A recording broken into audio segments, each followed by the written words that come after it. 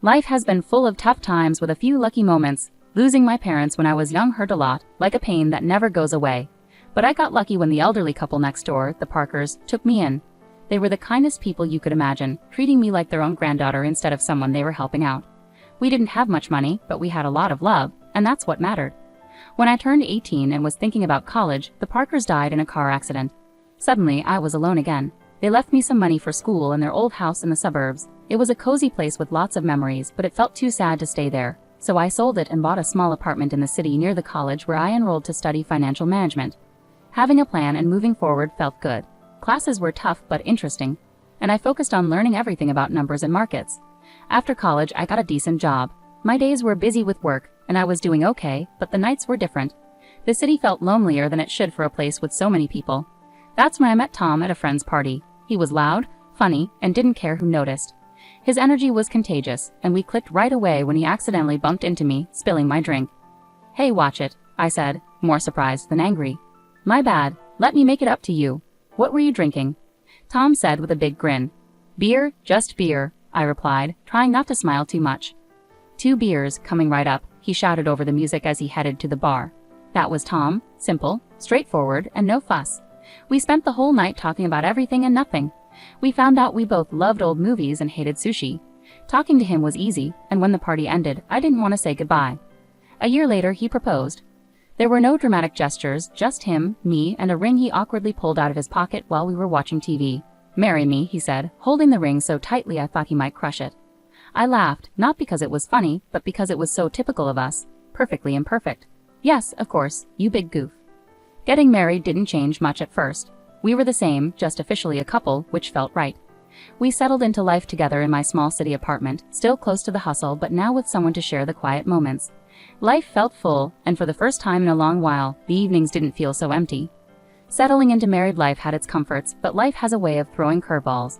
Tom's parents, Mr. and Mrs. Dawson, were wonderful. They lived in a cozy suburban home and welcomed me with open arms from the start.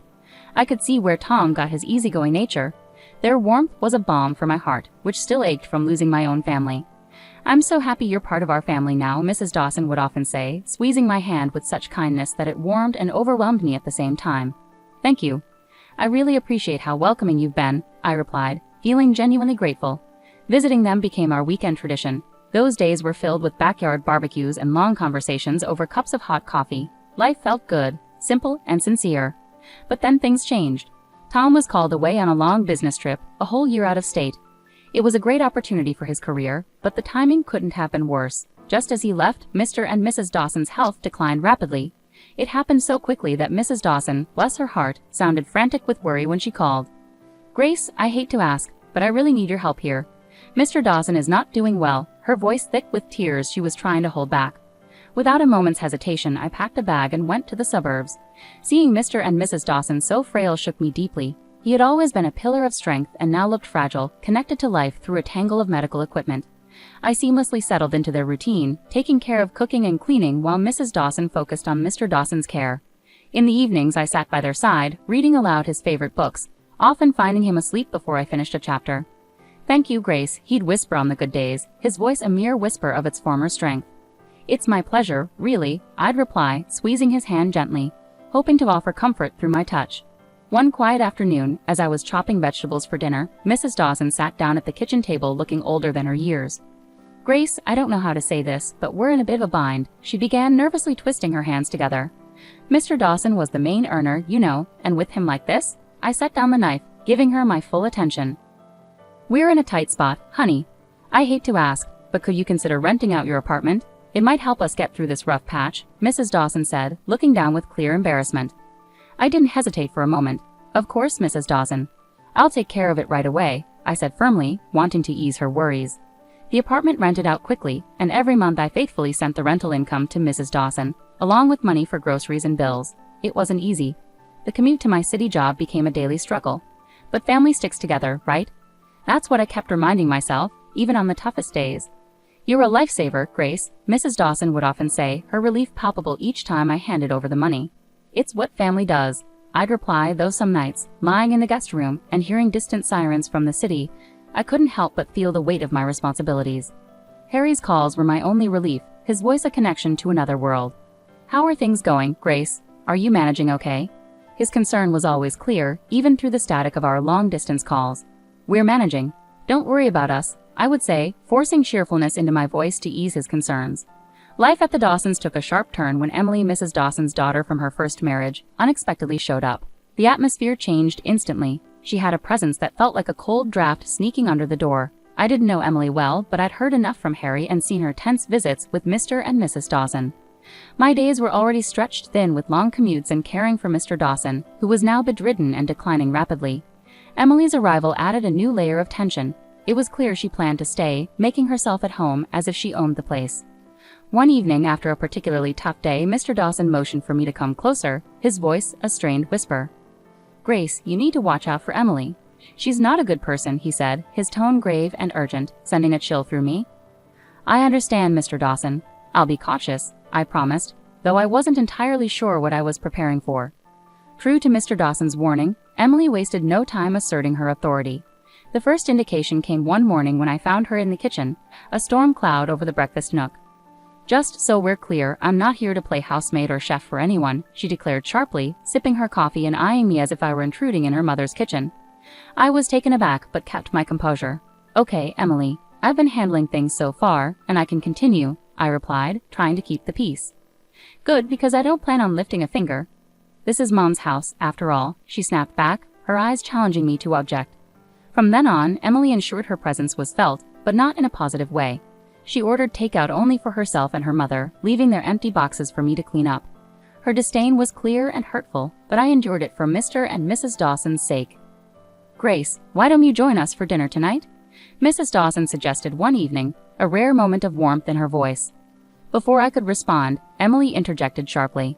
"Mom, Grace has been busy all day. She probably prefers eating later," her words laced with false concern, yet the message was unmistakable. I wasn't wanted.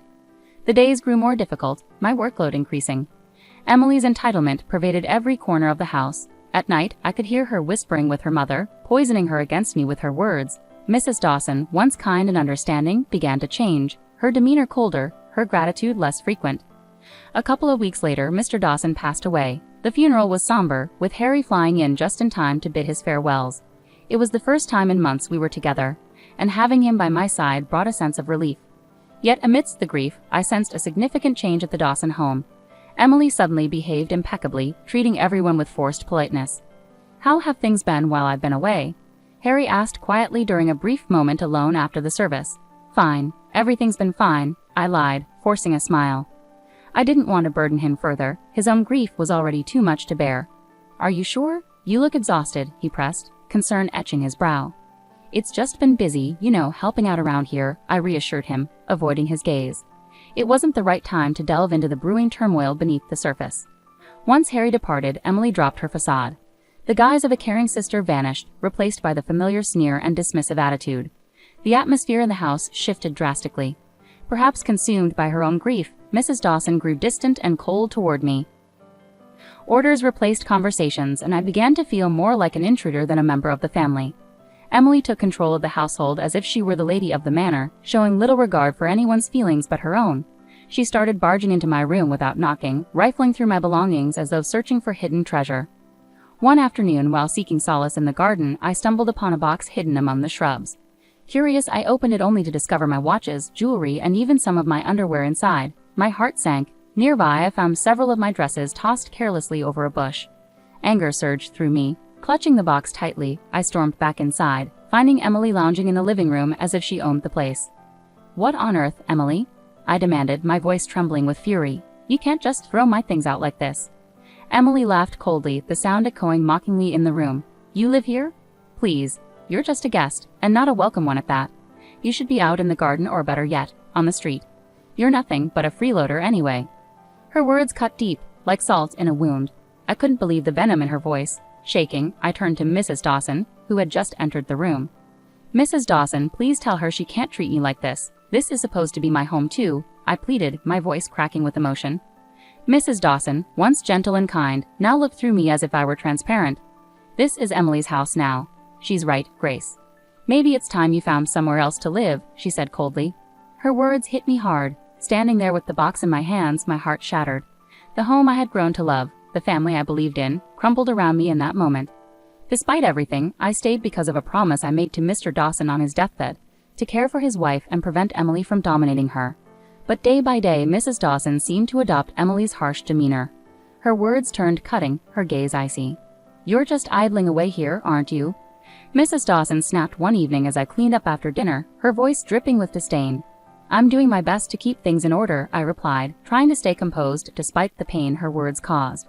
"Your best?" I could hardly tell. "It seems like you're just mooching off us," she scoffed, turning away without another word. Her words wounded me deeply. I was far from a freeloader. I had rented out my apartment and faithfully handed over almost all the income to Mrs. Dawson. On top of that, I took care of most household tasks while Emily contributed nothing but criticism. Emily, living off her mother's pension, showed no gratitude. "Really, what does my brother even see in you?" Emily taunted nightly, her voice carrying through the thin walls. Each time I bit back my anger and frustration, clinging to the promise I made. But the house grew suffocating, filled with hostility like a minefield. One evening, returning early from work, my world turned upside down. I walked in on Emily and Mrs. Dawson in a heated discussion in the living room, unaware of my presence.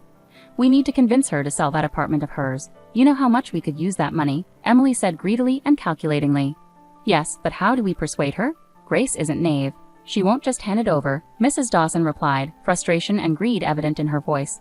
"Leave it to me, Mom. I'll charm her into it. Once she signs it away, we can finally live the way we deserve."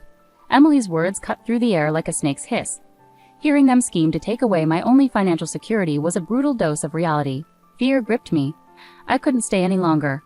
Heart pounding, I slipped away to my room unnoticed. They were plotting to strip me of everything. The decision was clear in that moment. There was no way I could stay after hearing their plans. Quickly gathering my essentials, hands trembling, every second in that house felt like a countdown to disaster. I didn't bother with goodbyes. They didn't deserve them. Sneaking out the back door, I called a taxi to take me to the station. Sitting on the train to Harry's, doubts gnawed at me. Would he understand? Would he take their side? The uncertainty weighed heavily, but the fear of staying was more daunting.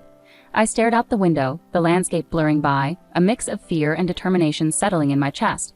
When I arrived at Harry's doorstep, his reaction was a blend of shock, relief, and curiosity. His eyes widened as he opened the door to find me standing there with my bag, looking as frazzled as I felt. "Grace, what's going on? Are you okay?" he asked, stepping aside to let me in. I hesitated, taking in the familiar and comforting sight of his temporary home. "No, Harry, everything's not okay. Not at all," I replied, my voice catching. He guided me to the couch, concern etched on his face. "Tell me what happened, babe. I'm here for you," he urged gently. I poured out everything to Harry, starting from Emily's return and the deteriorating situation at home to the financial pressures and the final betrayal. Their scheme to make me sell my apartment. I hadn't wanted to burden him while he was away working. As I spoke, Harry's expression darkened with each detail. By the time I finished, his fists were clenched, his jaw tight with anger. "Why didn't you tell me about any of this sooner?" he asked, his voice a mix of fury and concern. "I didn't want to cause you more stress. I thought I could handle it," I confessed, feeling foolish now. "Grace, damn it, you shouldn't have had to handle any of this alone," he exploded, rising to pace the room. "I can't believe my mom and Emily would treat you like this." He stopped abruptly and faced me, his eyes blazing with determination. "I won't let anyone treat my wife that way. No way," he declared firmly, pulling out his phone. I watched, heart pounding, as Harry dialed his mother. The phone barely rang twice before she answered. I couldn't hear her side of the conversation, but the tension in Harry's posture spoke volumes. "Mom, this has to stop. I know everything now, and I won't stand for it. If Emily doesn't leave and if you don't start treating Grace with respect, we won't be able to support you anymore. No more financial help, nothing." Harry's voice was firm, leaving no room for negotiation. There was a terse exchange, followed by silence. Harry's grip tightened around the phone. "Fine. If that's your decision, then you've made mine," he said finally, hanging up. He turned to me, his expression softening. "Looks like it's just us now, babe."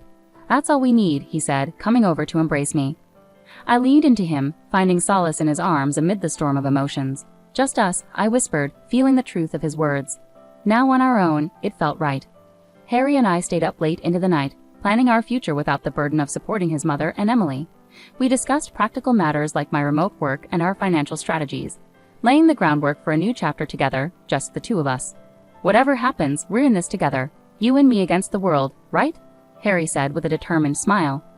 "Absolutely," I replied, feeling reassured with him beside me. Against the world. The next few days were incredibly busy. I arranged to work from home with my job, which they agreed to. Harry helped me move my things out of storage and set up a home office in his living room corner. It wasn't perfect, but it was ours, and it felt peaceful. A week passed, and just when things seemed calm, I received a startling call that felt like a blast from the past. It was Mrs. Dawson, her voice now a mix of desperation and boldness. "Grace, why haven't I received the money for this month? You know we really need it," she demanded straight away. I was speechless for a moment, shocked by her audacity. "After everything, you still expect me to keep supporting you?" I asked, more amazed than angry. In the background, Emily's voice came through, angry and sharp. "She's just ungrateful. Make her send the money." Taking a deep breath to calm myself, I remembered their hurtful words that had cut deep. "Mrs. Dawson, Emily called me a heartless beggar. I can't send money to people who treat me so badly. I'm done." There was silence on the other end, and I imagined Mrs. Dawson's stunned expression. "But we're family," she finally said, her voice a mix of anger and pleading. "No, family doesn't treat each other like this. Goodbye, Mrs. Dawson," I said firmly, hanging up before she could reply. The call shook me, but Harry was there, supportive as ever. "You did the right thing, Grace. It's time they learn to stand on their own," he said, putting his arm around me for comfort. Not long after we settled back into our hometown, another surprise came our way. I found out I was pregnant. It was unexpected but brought us immense joy, and suddenly, the future looked bright with possibilities. We decided it was time to sell my apartment and buy a small house in the suburbs, close to a good school for our child. As we planned our move, another call came from Mrs. Dawson. This time her tone was different, desperate, and almost pitiful. "Grace, I've made a mistake. Emily made me sell the house, took the money, and left me with nothing. Could I come and live with you and Harry?" Her voice trembled with pleading. Her request stunned me. After everything that had happened, this was a test of my determination. "Mrs. Dawson, you chose this path when you sided with Emily against us. There were other choices you could have made," I replied firmly, though my emotions were in turmoil. I know I've made mistakes, but you have a kind heart. "Can't you forgive an old woman for her wrong choices?" she pleaded. I sighed deeply, feeling a twinge of sympathy, but also holding firm to the consequences of her choices. "I forgave you long ago, but that doesn't mean I can welcome you back into my life. You need to face the outcomes of your actions, just as I have," I said before ending the call and blocking her number. With determination, we moved ahead with our plans, buying a charming house with a small garden where our child could grow and play. On a lazy Sunday morning, as I leisurely flipped through the newspaper over coffee, a headline caught my attention. "Local woman arrested for massive fraud scheme." There in the picture was Emily, in handcuffs and looking defeated. I couldn't help but feel a mix of shock and perhaps a small sense of vindication. "Harry, look at this," I called out, holding up the newspaper for him to see. "It's Emily. She's been arrested for fraud." Harry took the newspaper, his expression serious as he scanned the article. "Wow, can't say I'm surprised, but it's a lot to process." "Yeah, it is, but she made her decisions, and now she's dealing with the consequences," I replied, feeling a sense of closure I hadn't realized I needed. Over time, we heard through friends that Mrs. Dawson was living in a small apartment, working 2 jobs to make ends meet. Her pension wasn't enough to cover her living expenses and repay the debt Emily had left behind. "Have you heard about your mom?" Harry's friend, Matt, brought it up one evening during a backyard barbecue. "Yeah, I heard," Harry replied, tending to burgers on the grill. His voice held a hint of sadness but also determination. "She chose her path, Matt. It's tough, but that's how it goes." Matt nodded, understanding the unspoken boundaries. "You're right, man. Just wanted you to know." After that, the conversation lightened, with talk turning to sports and work as the evening progressed. Life moved forward, and so did we. The joy of our new life became even clearer when Mia arrived. Becoming parents changed everything. It shifted our priorities, our dreams, and even started to heal some old wounds by filling them with new love. "Can you believe she's ours?" I whispered to Harry one night as we watched Mia sleeping peacefully in her crib. "She's perfect, Grace. Absolutely perfect," Harry whispered back, his voice filled with emotion. We cherished each day, celebrating every little milestone Mia reached, each smile, each giggle. She was our little miracle, and with her the difficulties of the past seemed to fade away, making space for new and better memories. Each day was simple yet filled with small moments of joy that created a beautiful tapestry of family life.